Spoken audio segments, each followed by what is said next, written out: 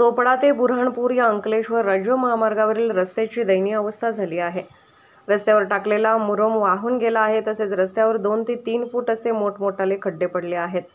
या खड्ड्यामध्ये पूर्णपणे पाणी साचले आहे। वाहन चालवताना त्या खड्ड्यात गाडी पडल्यावर वाहन चालक खाली पडल्याच्या घटना घडत आहेत। प्रवाशांना आपला जीव मुठीत घेऊन प्रवास करावा लागत आहे।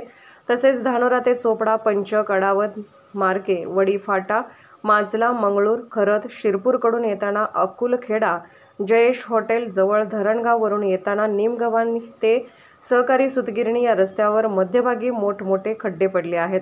वाहन चालवताना प्रवाशांना फारच तारेवरची कसरत करावी लागत आहे आणि वाहनधारकांना मणक्याचा व पाठदुखीचा त्रास जाणवत आहे।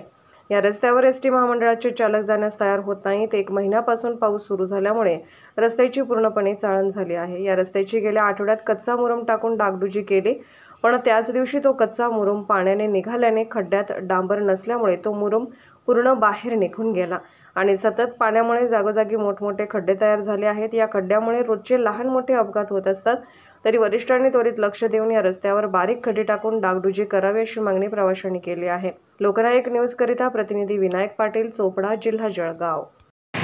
आपल्याला चोपडा अंकलेश्वर बुऱ्हाणपूर रस्त्याचा प्रवास कसा वाटतो साहेब? रस्ता असा आहे, रस्ता तयार झालेला आहे। म्हणजे रस्त्यात खड्डे आहेत, त्या खड्ड्यात रस्ते हे उंचत नाही, कारण प्रशासनाने त्याच्यावर कसं आहे मुरुम टाकलेला आहे। तो मुरुम टिकत नाही बहु काळ, त्याच्यावर डांबरच्या याच्या लेअर टाकायला पाहिजे, डागडुगी करायला पाहिजे त्याच्यावर, कारण तो मुरुम राहतच नाही ना।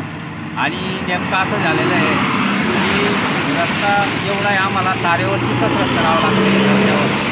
आणि इकडे धानोऱ्याकडून आलो का इकडे खड्डे, चोपड्यात आलो का तिकडनं शिरपूरकडून आलो का खड्डे, तिकडून धरणगाव मार्गे जर चोपड्यात आलो तर खड्डे।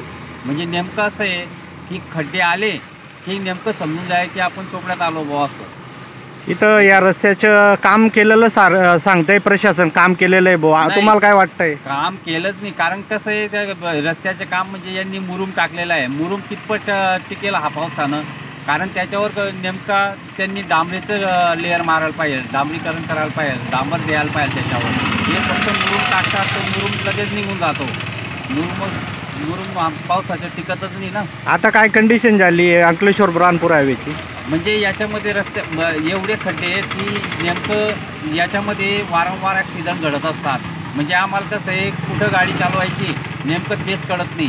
म्हणजे मोटरसायकल आम्हाला एकदम व्यवस्थित चालवता येत नाही याच्यामध्ये, आणि मोठ्या ज्या गाड्या आहेत त्या आम्हाला टाळाच बसत नाही ना या रस्त्यांमध्ये। साहेब, आपल्याला अंकलेश्वर बुऱ्हाणपूर महामार्गावर प्रवास करणं कसं वाटतंय?